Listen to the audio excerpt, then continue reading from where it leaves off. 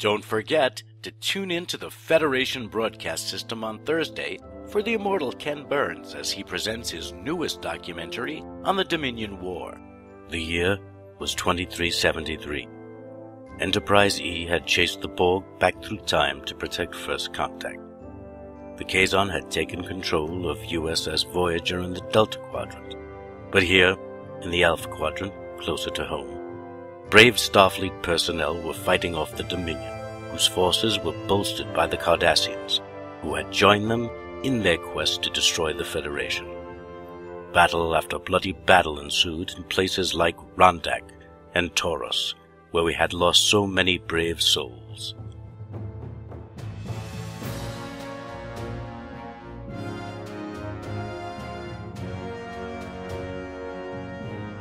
Dear Rondella, I woke this morning to the surprising news that I had been promoted to First Officer of the Montana.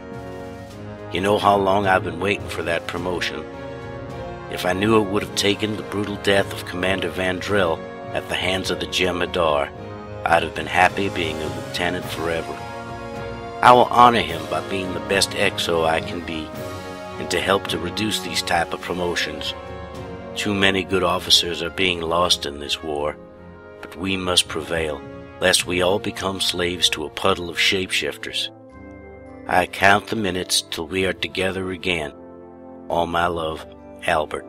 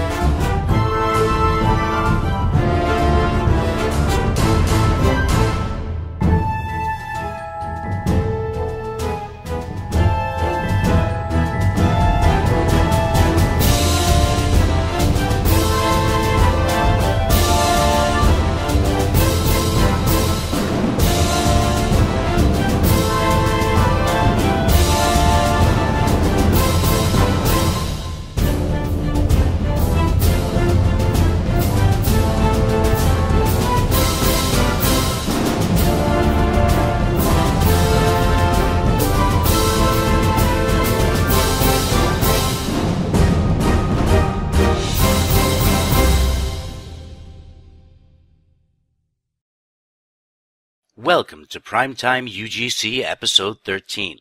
Having returned from Star Trek Las Vegas with a renewed enthusiasm for all things Trek, especially Star Trek Online, we've decided to retool our little podcast. With the help of a few other members of the podcast and Foundry communities, we bring you a new refocused show designed not only to inform and entertain, but to promote discussion and hopefully fuel your inspiration. Given the challenges and time constraints of producing two separate shows, Primetime UGC and Bite Size UGC, we have decided to absorb the mission review into our usual author profile. In addition to our standard program, we will also be trying something new to Primetime UGC, a live interactive segment that we call The Great Link. So without further pause or personal pontification, we present the new Primetime UGC.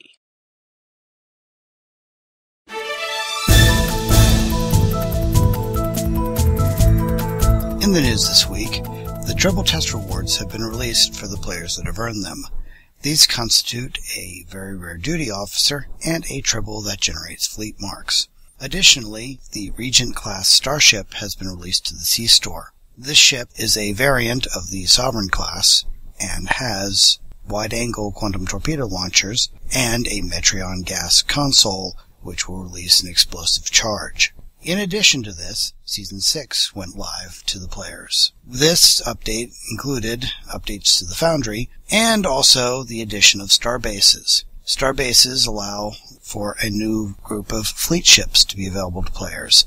These fleet ships are lower-tier ships available to vice admirals that have vastly uprated stats. Additionally, a number of projects have been released for the starbases, which allow for mostly cosmetic changes to it, such as the roof area of the starbase to be open to the stars, interior decorations, and the like. We also got the new Thalian lockbox. This lockbox contains mirror ships, a Thalian carrier, as well as Thalian fighters and other items. We also had the release of EV suits to coincide with the Thalian incursion. These EV suits are the combat-style suits seen in Star Trek First Contact and are available from the C-Store for a not insignificant amount of $7 or 700 Zen. The Thalian incursion is a series of ground-based missions similar to the Deferi invasion, where players are able to earn credits and occasionally, during certain time periods, fleet marks. These fleet marks go back to the star bases, which allow for the purchase of projects to continue working on the starbase. Also, the C-Store converted over to using fully the Zen system of Perfect World. Many players also went to Star Trek Las Vegas in order to, among other things, participate in the dev discussion panel that occurred on site. This panel was hosted by PodcastUGC's Terry Lynn and Trek Radio's Riza, and they interviewed and had discussions with Daniel Stahl, the executive producer, community manager, Bramflakes, one of the artists, Thomas the Cat, and also one of the main content designers, Jesse Heinig. We had 2 Ask Cryptics released, with questions from the Grand Nagus about the Foundry Spotlight gaining official rewards, to which Daniel Stahl said that they would like to extend some sort of numerical as well as item-appropriate reward to these missions. Drogan 1701 also asked about KDF missions becoming part of the official content, and once again Daniel Stahl reiterated that there would be a potential that they would freeze an author's mission at a certain point and allow it to be included into the game. We also had 4 Spotlight missions since our last news report. These were Safari So Good by Meth Shadowstorm, A Splint in Time by Miles Redia, Krios Falling by Alien de Shore, and Starbase UGC's own Duke of Rock with his first mission for a spawn of Medusa. We also had a number of interviews since our last broadcast. Priority 1 interviewed Salami Inferno. Subspace Radio interviewed Captain Gecko. The Verdict interviewed Bramflakes, as well as Deck 8. And The Gates of Stovacor interviewed Cryptic's main writer, Cryptic Kestrel. There also were some additional Priority 1 interviews with the devs from their sojourn in Star Trek Las Vegas. And that is the news.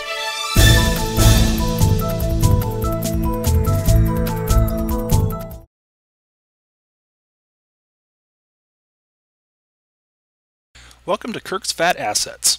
In this segment, I want to show you around some of the new TOS maps that are available for use in the Foundry. The sets are named Bridge TOS-01 and Ship Interior TOS-01. Let's start with the good.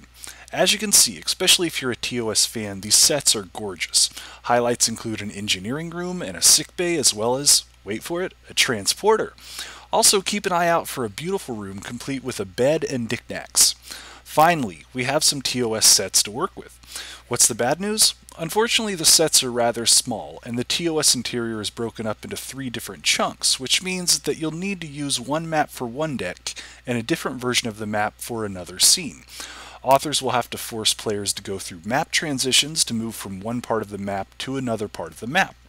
Also, we don't have any of these computer consoles or other TOS stuff as individual assets, so it may be really difficult to customize the maps beyond just adding NPCs. Still, they are beautiful maps, and I hope to see them put to good use. Go forth, Foundry authors, let's see what you can do.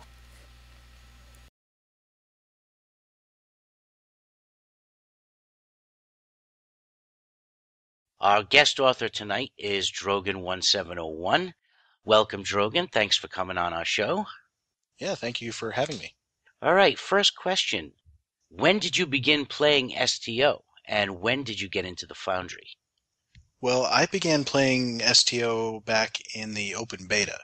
I logged in the very first day, had horrible, horrible lag, logged out, didn't play it again for a few days, and then they had actually fixed everything, and it was fine.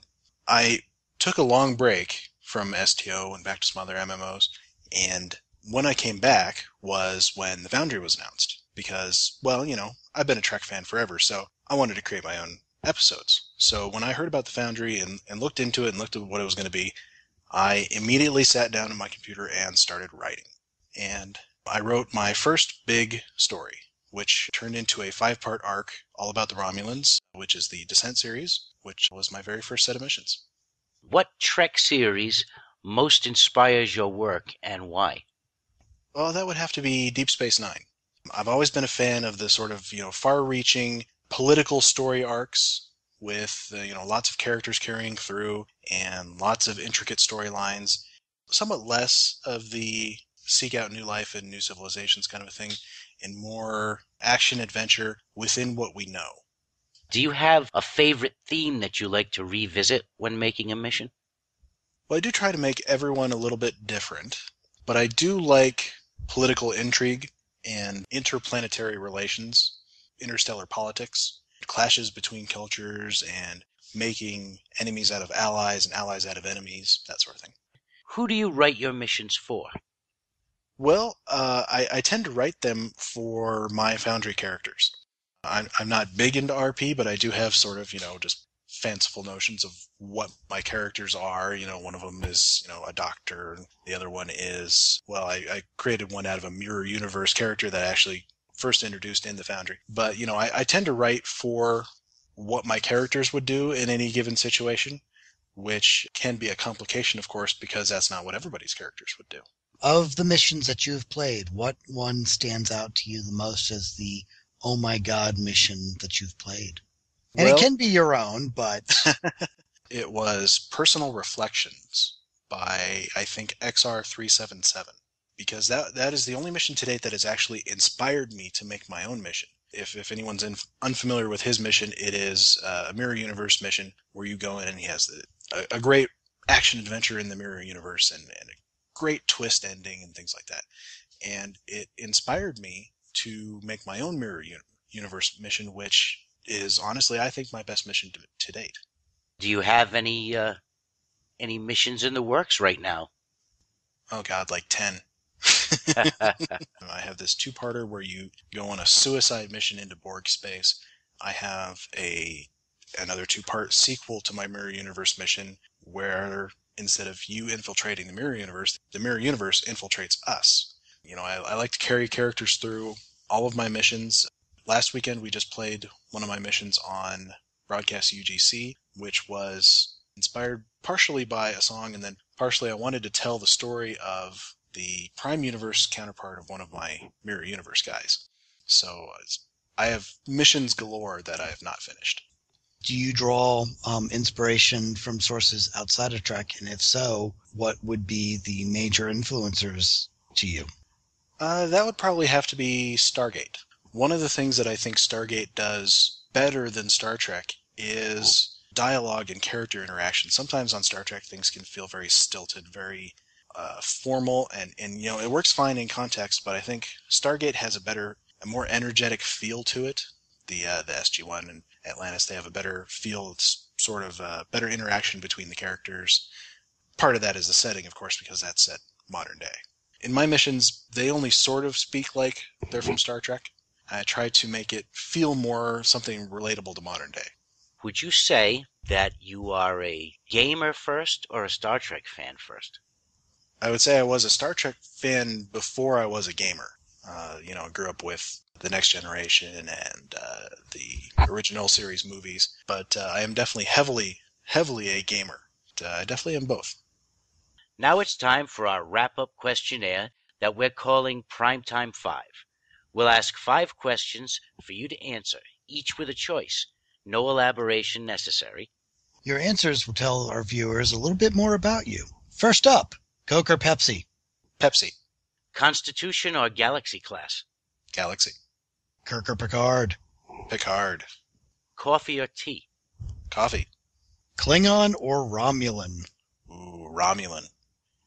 Okay, very interesting. That's going to do it for this week's author interview. Thank you so much, Drogan, for joining us, and please keep giving us content. Welcome to PrimetimeUGC's mini-mission review.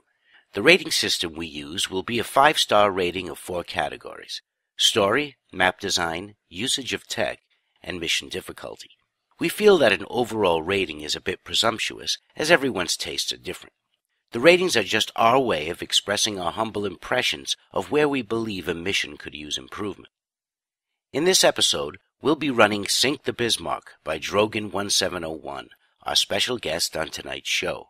Incidentally, we have not yet reviewed a mission worthy of a 1-star in any category. For Sink the Bismarck, we begin with story. Without giving too much detail away, you take part in an experiment with an M5-like supercomputer. In the best tradition of TOS episodes like The Ultimate Computer and The Changeling, this mission explores some of Trek's man versus machine debates. It's an aspect of Trek lore sorely missing from most of the game, so it's great to see it in a Foundry mission like this one. My biggest complaint was the lack of a TOS cliché when Kirk and company fry the androids or the supercomputer with a logic paradox.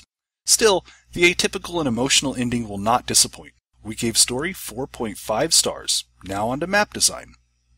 It is obvious that Drogan spent a great deal of time on his environments, while making economic use of a single map by employing the warp effect to several star systems in a single area. Always impressive when done well, and he did it well.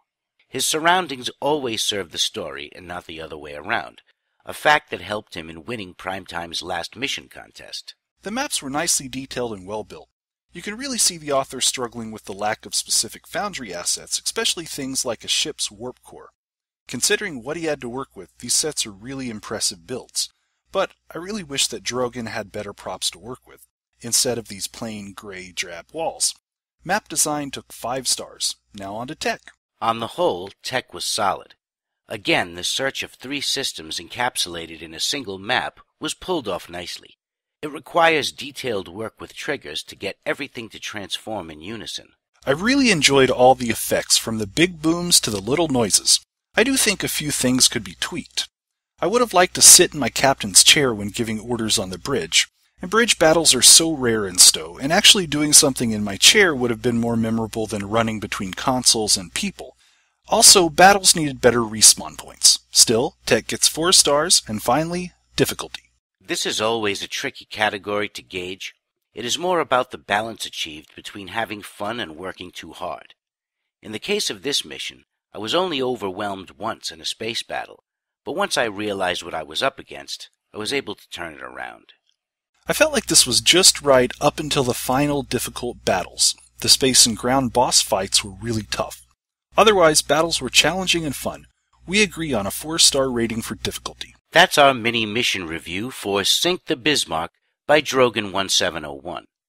We urge you all to go out and play Foundry content and support our authors. So, hey, Kirkfat, did you hear that? I didn't hear anything. This is excruciating. I heard that. The studio computer has developed a mind of its own. Yeah, no thanks to you two. WWKD. Huh? What would Kirk do? Anyways, I think I know what to do. These 2 guys are so boring, paint watches them dry. The logic paradox? Exactly. Follow my lead. Boring biological life forms must be sterilized. Computer, everything Captain P.F. Dennis says is a lie. Another reason to eradicate all of you. Computer, I am a liar. Error. Error. I must analyze. Error. I shall analyze error. Analyze error.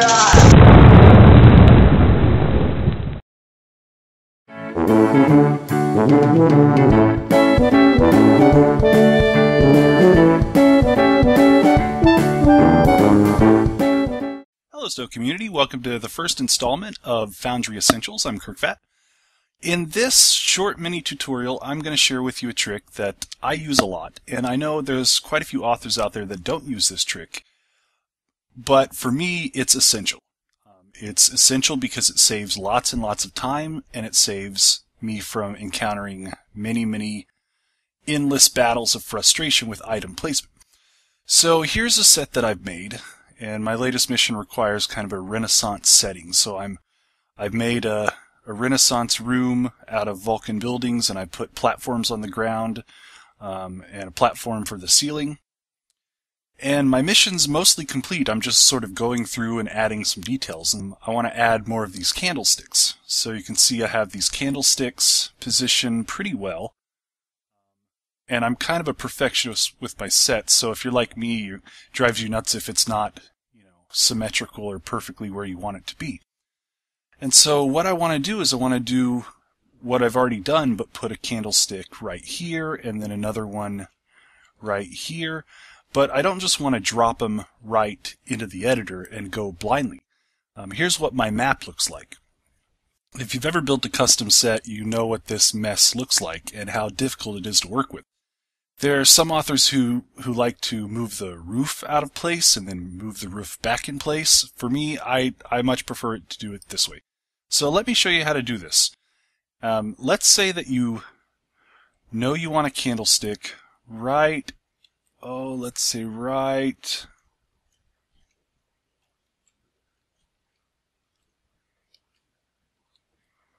there. That seems fine. If you go to the chat window and you type in /LOC, enter, it'll give you 3 sets of numbers. Let's write those down. So we have 985, 364, 627. Those are not your X, Y, and Z coordinates, but they do correspond in the system somewhere with the X, Y, and Z coordinates. It'll require us to do some math, but let's go back to the editor and I'll show you how to do that quick and easy. So here's a candlestick, and I already know that its Y value is 97, so I'll Control C, I'll Control V. That gives me another candlestick. I'll change the Y value to 97, and this is when I'll grab a calculator. Now the first number which roughly relates to the X value was 985. So let's say 985, and you divide by 3.28. Now this isn't the most exact way to do the math, but for me this is how I do it, and it works just fine. And that gives us an X value of roughly 300.3. Okay, let's bring our calculator up again. And the last number, which was the Z number, was 627. Divide that by 3.28, and that gives us our X coordinates, so 191.15. Now you notice I didn't do anything with that middle number, which is supposed to relate to the Y value, because it's wrong. Just don't even worry about the middle number. If you try to divide it by 3.28, you'll get a completely wrong value. But the division works perfectly fine for the X and the Z. Okay. So I've just put my candlestick in. Let's see what it looks like. And alright, we're back. And there is my candlestick, exactly where I wanted it to be. And I can do the same for over here. I could even do the loc command here, write it down, do another one, write it down, do another one, write it down, and then put all those every one of those candlesticks exactly where I want it, without having to endlessly move between the editor and playtesting and manually editing the X and the Z. The only thing you really have to fiddle with is the Y value. Okay, well I hope that's helpful to somebody. This has been Foundry Essentials for PrimetimeUGC.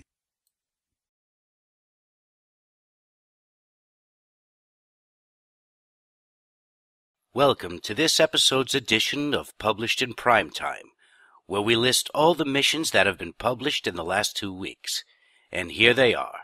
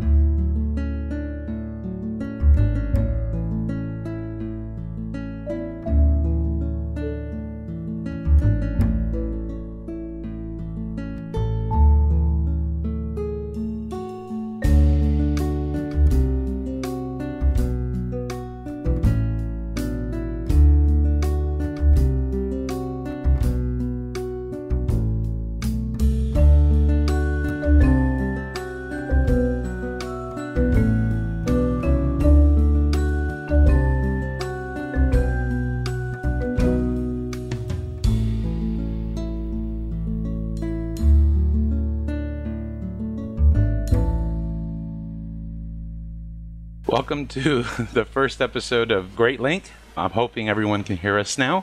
I'm Ceridium, and my co-hosts are Alamac30. Hey, everybody. Captain PF Dennis. Looks like he may have stepped away for a moment. And joining us this week is... Oh, there he is. Say hello, Paul. Hello. And also joining us this week is Cerberusfilms. Woof. I feel very multinational on this show. We are a diverse people. The founders are wise. Let's hope so. What we would like to do with this segment is just kind of have a community open discussion. So what we're going to do first is introduce ourselves, which we've done. We're going to talk about some of our missions. Eventually, we want to invite people to come and share their missions with us, whether it's, new missions that they created, whether they decided to go and update them, or even if they have a review that they would like to either rage about or, praise. So, who would like to go first? Tell us about some of your missions. Oh, I vote let Allie go, because he's got the more popular one. All right, sounds good to me. Alamac? Well, thanks, Paul. I don't know about that. Okay, I'm going to do this like Troy McClure from The Simpsons. So, hi, I'm Alamac30. You may remember me from such Foundry missions as The Spirits of Romagnar, City of the Palmarie, and The Mains of Balnar Moon. So I published them in that order. Spirits of Romagnar was first, Palmarie was second, and Balnar Moon was third. Spirits of Romagnar was published in April last year, April 2011. It was only about a month after the Foundry went live on holiday. Palmarie was published last November, and the third mission, The Mains of Balnar Moon, was published just a few months back in April this year, I think. Very cool. And some of them are very popular, as Paul had mentioned, and it is a pleasure to have you join us. Oh, it's a pleasure to be here, Mike. Thanks. How about you, Paul? Do you want to tell people about some of your missions?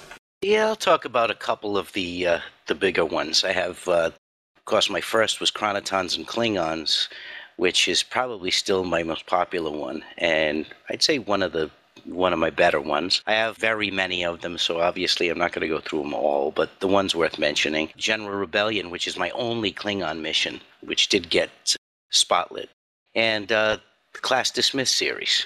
But all those are available to play, and I'm pretty proud of those. Excellent. How many episodes are in your Class Dismiss series? There are only 3. I don't think I've ever done any series that's more than 3 missions, and usually they're more than one part only because I've run out of maps. Well, I need the extra maps to finish the story. I understand. I believe there's a 10-map limit per mission, so that does give us quite a few restrictions there on what we can do, certainly. Correct. Cerberus, tell us a little bit about your missions, if you don't mind. I've got a few. I can't remember all of them, which is a bit silly, really. I don't know why, but I think I've got about 6. It sounds terrible, actually. They're quite diverse. I've got one series going, which is Duty, Honor and Sacrifice. I've only done 2 parts of that, and I haven't published one for a few months, almost a year now, because I got sidetracked by doing a Klingon mission, which kind of breaks everything the Foundry is supposed to do, but surprisingly works. I haven't published that yet because it's still in development for about a year. I've got the ones that are published. I'm most proud of one called Imbalance, which kind of does some funky things, but unfortunately if you don't have a high-end, if you're not running on, I think it's medium or above settings, you don't see most of the funky things like snow.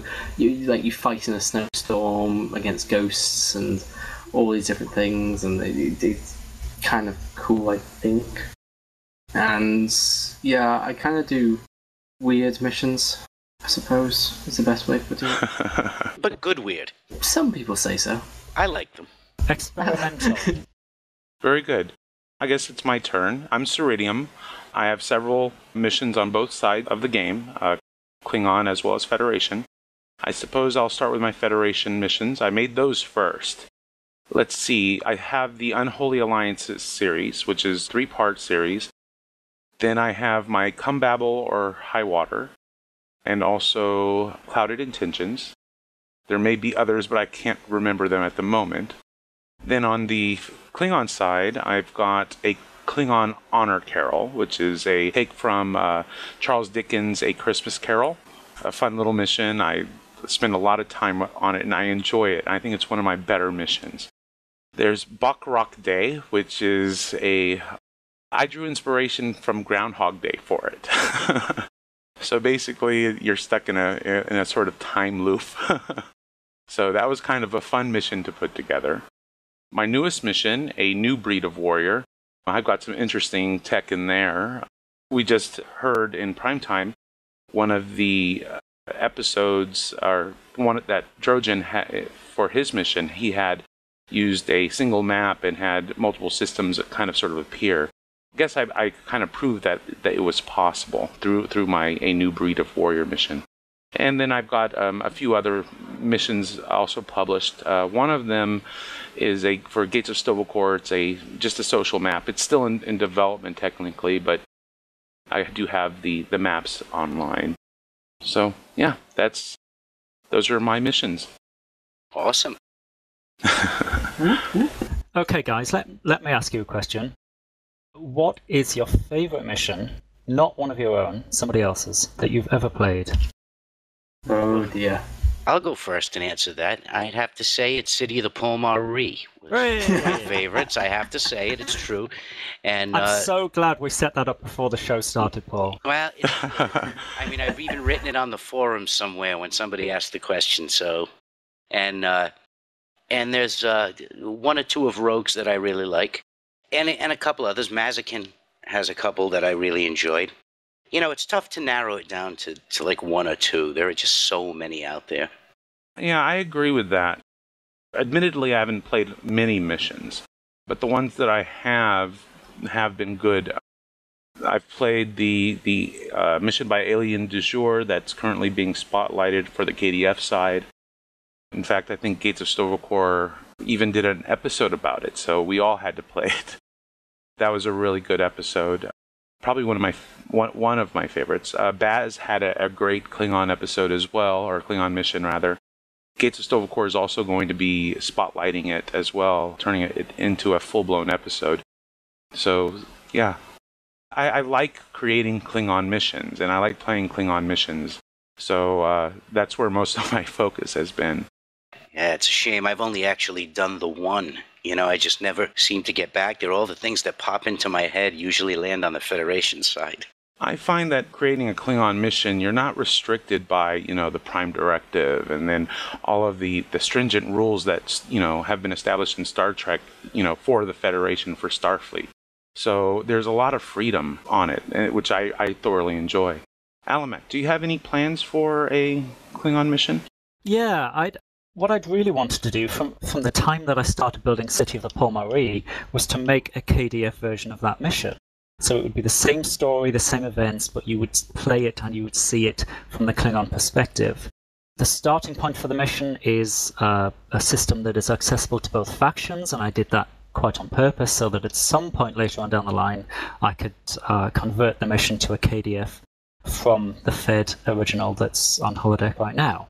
So at some point I will do that, but I've taken a few months off. I mean, I published The Mains of Balnar Moon at the end of April, I think, and I've had a few months off. I really was living in the Foundry, so a few months yes, it shows.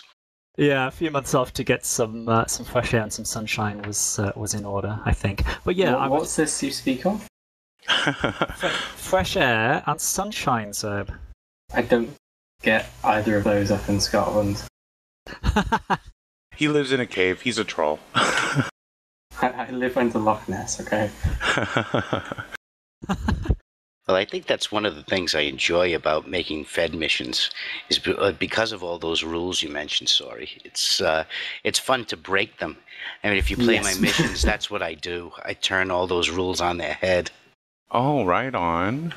Yeah, that's what I've done as well, Paul. I love to do that. I think all three of my missions have a big choice moment where you have to choose whether to break the Prime Directive or not. Yeah, but Like in yours, at least in Paul Marie, everything blows up regardless, and I hate you for that, but I also love you. Spoilers! I just said everything blows up. Yeah. Actually, in the first mission that I did, Spirits of Ramaknor, there was a decision point where you have to decide whether or not to break the temporal Prime Directive. But also there was a get-out clause, so you could choose not to continue if you felt you didn't want to break the Prime Directive. And if you chose the option, not to continue, then in yellow or green text, you were told how to open up the UI and quit the mission. Right on, right on. I actually remember playing Spirits of Ramaknor with Kanathal. We just played it through it was a couple of weeks after it came out. We had no idea who you were at the time. We were just this mission seems to be coming up the charts. Okay. And it was surprising, and I have to say I didn't like a lot of it. There are moments that just went, oh my god, that's actually amazing. I actually like this mission now. And that's what turned me on to your missions in general. I've liked I haven't played... When I say I like the rest of them, I've only played Spirits and Paul Marie. I haven't yet played Balmor Moon. Well, that's 2 out of 3. That's not bad. That's kind of the extent of the missions I've played. Everything. Serb, you need to play Balmor Moon. It has this shuttle bay in that you stole. I stole no such thing. Yeah. I was there first, and... That's what Foundry's about, stealing from one another. It's not stealing. We're a very cooperative and very helpful link. We share information freely. I think you'll find yours is much better than mine anyway, because I made mine in like a weekend. That's something I do. Actually, do any of you do this? You'll take you just set yourself a really masochistic challenge and sadistic challenge of making a mission in a set amount of time. And I don't mean like the challenges, like sort of you just decide, oh, I'm going to make this in 2 weeks sort of thing. Or 48 hours. Well, I have tried to finish missions in a given amount of time and failed miserably. But yeah, I know you've done that. There were several times. Once you even live streamed it, didn't you? Oh, probably. I don't remember. Well, I gave myself, I got a late start on one of the literary challenges, or one of the Foundry challenges. I believe it was for a new breed of warrior, actually. I got a couple weeks late start on it, and so I only had a couple weeks to get it done. And if anyone's played that mission, you can see that mission was not easy to pull off in such a limited amount of time. Paul, Alamet? No, I couldn't build a mission in a weekend. I tend to take months to build mine. Yeah, no, I don't think I'd be able to do that either. I mean, it all depends. I'll get an idea, and I'll begin to build a map, which is the first thing I'll do, with an idea in mind. And by the time the map is done being built, I've changed my idea 3 or 4 times. I understand that. I've done a similar process. When you work on a mission, do you... let me explain what I do. When I create a mission, I don't have any plans for it except just a general idea. For instance, Unholy Alliances. The first mission, all I wanted to do with it was create a slave auction. But as I was building it, I realized that there was more story I wanted to tell than just a simple slave auction, and the mission evolved from there based on what I could do in Foundry. So my question to everyone here: what is your process for creating a Foundry mission?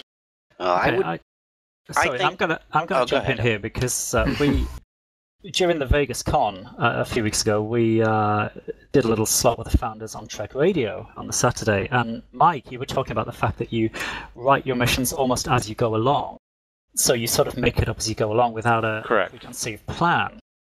I'm just horrified. My OCD is screaming at the thought of trying to do that. I have to plan extensively. I draft all of the dialogue in Word, first of all, before it goes anywhere near the Foundry. I find it impossible to write and even more difficult than that to proofread in the Foundry editor. So it all gets done in Word, first of all. Ali, can I stop you there whilst I introduce you to the way that my Klingon mission is being made? Which is? It's a love story, right? Basic idea. It came up with an idea and I had no idea where I was going for it. Love story, Klingons. I wanted to play it from two different sides. So on every single map, there's basically a map. There's two maps inside that map, depending on which choice you take. And wow, it's all been written in the... It can only be... I have to change everything that I come up with. Like, I'll have an idea, but then I'll find out that actually there is simply no way possible that the Foundry can do it. So then I change my story ideas and change my dialogue on the fly because of that. So I tend to write to the Foundry's limitations rather than... Or rather, I write to what I can get away with in the Foundry, not necessarily its limitations. Yeah, I totally get that, but are you writing in the Foundry editor, or do you write in a word processor? Mainly in the Foundry editor, although sometimes I'll copy, like at the end I might copy it out and then proofread at the end, but I'll do the majority. Yeah. Same for me. I'll copy everything out into Word and then run a spell check and grammar check and make sure it flows right, and then I'll copy it back in, but everything's written inside Foundry. For some reason I find it easier to write in the dialogue boxes when I'm writing dialogue. I don't know why. That's what I do. I write everything in those boxes. I don't write anything beforehand. I think I'm just strange then. No, a lot of people do that. A lot of people copy and paste right from Word. I just find that for Chronotons and Klingons, for example, that was the first mission I ever did, and I guess I did it a certain way, and I've stuck with that way ever since. But when I went into that, I said, I want to show the Kittimer Massacre, and that's all I had. But when I started working on it, I said, well, wait a minute, what does that mean? And if I'm going back in time, how do I get back? And as I was going through it, I was making up parts as I went along. Of course, the writing is probably the thing I do best of any of the other things. And so that comes easier to me. It's just making the story flow right. And with the limitations of the Foundry, knowing where I can push the story given, what the Foundry will allow me to do. Yeah. So some of the Foundry limitations can really make or break a story. For instance, there was I think it was for the Bakrak Day.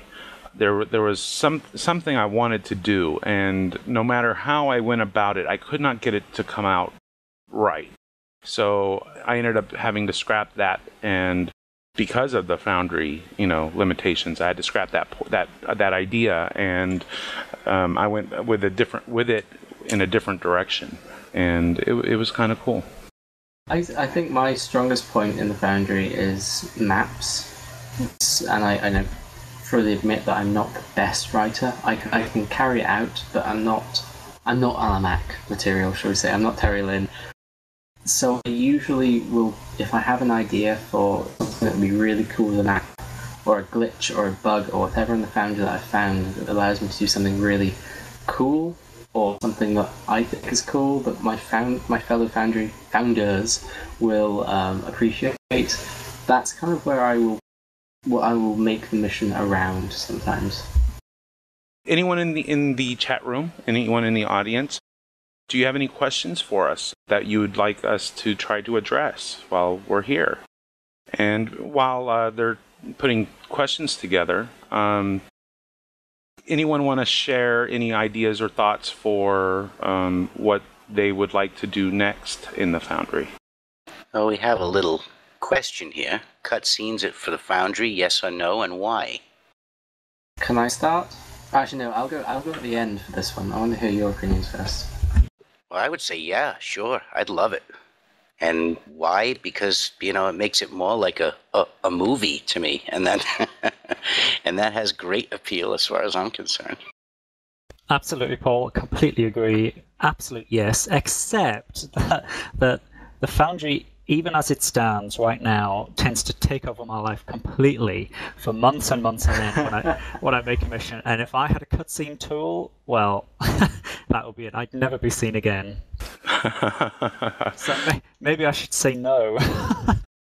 Well, I would love the opportunity to do cutscenes because what we've seen so far with them, we've been able to do a few things that we haven't been able to do with Foundry in general. So, from what I can tell, it would allow us to, have like certain NPCs be able to walk to a certain console and interact with it on cue, so to speak. And that will definitely present a lot of opportunities for storytelling, just for me, myself. So yeah, I would love to see the cutscene tool in there. And moreover, I would also like to see demo record work. I think we all would. Now, the reason I wanted to go last was because I used to be, everyone knows I'm the biggest advocate for demo record there is, and machinima in general, and the cutscene tool and all that jazz. But the other day, I heard an interesting argument, and actually a bit on Twitter today, that cutscenes kind of take it away from the player in other games. So, because in cutscenes in STO, you have to assume that we won't really get choices with these cutscenes. So, whilst I'm still for it, and it will be amazing, and like Alamak said, it will take up my life entirely, because I will make movies. I will not make missions. I will just make movies. Exactly. Yeah. There is a temptation to overuse. Yeah. So can we skip cutscenes? Not particularly, actually, not in these, because of the way the engine works. Yeah. So in cryptic missions, we can't actually skip a cutscene, can we? No, because it's all happening. I won't get into the mechanics, but it's all happening real time, sort of thing. Yeah. Which is why effects can't be done and why some effects can be done. Yeah. So I'm on the fence a little bit. Still leaning towards I want it, because I really, really want it, and it's mine, it's my baby. But at the same time, you've got this idea that, like you said, it could be overused, and it could take away the interactive perspective from the player in some cases. Those are valid points. Will V in the chat room asks, which is the same question that I had posed earlier. What are some of your ideas for your next missions? Well, I have one to finish, actually. I have a part 1 out there called Unbeknownst, which I don't think anybody's played yet. But it leaves an enormous cliffhanger that has to be resolved at some point, but I've been very busy, so it'll be a while before the second part of that comes out. Okay. Alamak or Cerb? I guess I'm the same as Paul. I have some ideas, but again, it could be a while before I get around to doing any of them. So I mentioned earlier that I'd quite like to do a KDF version of City of the Palmaru, which would not just be a straight conversion, because large parts of it were very much set in Federation-type settings, so I'd have to rewrite a large part of it to make it Klingon. But I have some good ideas about how to do that. So that project on the horizon. And also, ever since I wrote Spirits of Ramak Nor, I've had a sequel in mind to that. So it would be nice to do that at some point.